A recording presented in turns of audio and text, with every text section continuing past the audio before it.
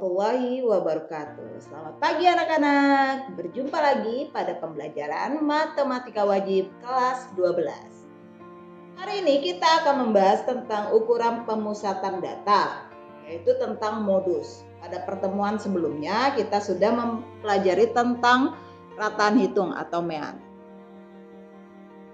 Adapun tujuan pembelajaran pada pertemuan kali ini adalah peserta didik dapat menentukan modus baik dari data yang disajikan dalam bentuk tabel distribusi frekuensi maupun data yang disajikan dalam bentuk histogram. Untuk mempersingkat waktu, kita langsung saja ke materi pembelajaran. Kita akan membahas tentang modus untuk data tunggal terlebih dahulu. Tapi sebelumnya kita bahas dulu tentang pengertian dari modus. Jadi modus itu adalah nilai data yang paling sering muncul. Atau bisa juga dikatakan bahwa modus itu adalah nilai data yang frekuensinya paling besar. Jadi untuk data tunggal mencari modus itu paling mudah. Kalian tinggal mengamati data-data tersebut, kemudian cari mana data yang paling sering muncul ataupun frekuensinya paling besar. Seperti contoh berikut ini. Nah, di sini ada sederetan data. Ini untuk mencari modusnya, kamu tinggal mencari berapa banyak data yang muncul, frekuensi data yang muncul untuk setiap datumnya. Misalnya 4 ini ada 2 kali muncul. Kemudian 5 ada 3 kali muncul, berarti 5 itu lebih besar frekuensinya munculnya daripada 4. Kemudian 9 ada 2, 6 itu ada 2, 7 ada 2, 8 berarti munculnya 3 kali sama dengan 5, 10 1 kali, 12 1 kali, 15 1 kali, dan 3 itu 1 kali. Karena 5 dan 8 munculnya 3 kali, maka modus data tersebut adalah 5 dan 8.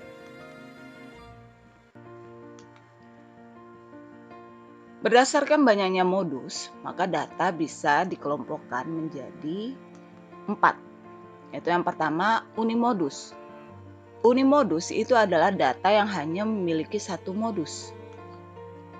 Yang kedua, bimodus, yaitu data yang mempunyai 2 modus. Yang ketiga, multimodus, yaitu data yang mempunyai lebih dari 2 modus. Dan yang keempat adalah data yang tidak mempunyai modus. Untuk latihan soal yang pertama ini, kalian diminta untuk membuat masing-masing satu contoh data tunggal yang meliputi data unimodus, bimodus, multimodus, dan data yang tidak memiliki modus. Untuk modus data berkelompok, ada rumus yang harus kalian hafalkan, yaitu MO sama dengan TB ditambah I dikali B1 per B1 ditambah B2. MO itu adalah simbol dari modus, sedangkan TB itu adalah tepi bawah kelas modus. B1 itu adalah selisih antara frekuensi kelas modus dengan frekuensi tepat satu kelas sebelum kelas modus. B2 itu adalah selisih antara frekuensi kelas modus dengan frekuensi tepat satu kelas sesudah kelas modus. Dan I adalah panjang interval kelas.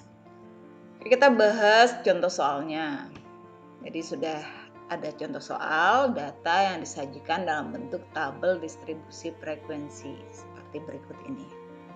Oke, kita langsung saja ke pembahasan soal.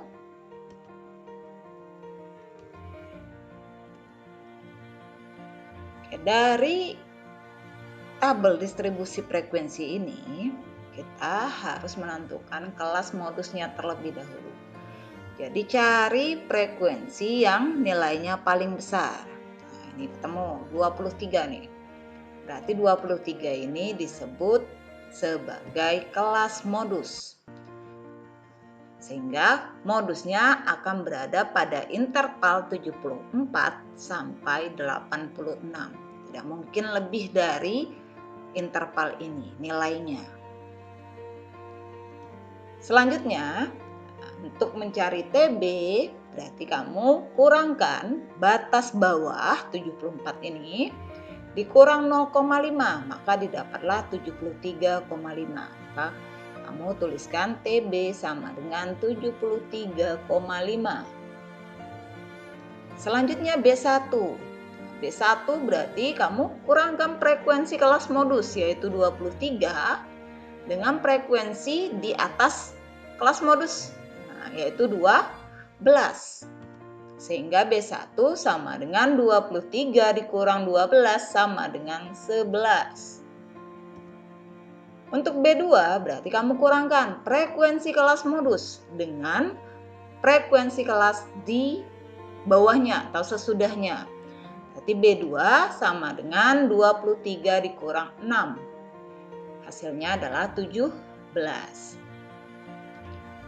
Selanjutnya kita mencari panjang interval kelas. Nah, ini bisa kamu kurangkan batas bawah kelas kedua 22 dikurang dengan batas bawah kelas pertama 9. Sehingga interval kelasnya adalah 13. Sekarang kita hanya perlu memasukkan nilai-nilai tersebut ke dalam rumus modusnya. TB ini diganti dengan 73,5, I-nya diganti dengan 13, B1 diganti dengan 11, dan B2 diganti dengan 17.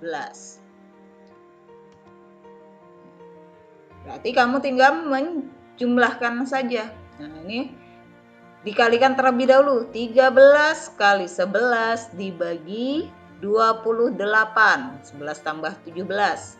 Maka didapatlah 5,11.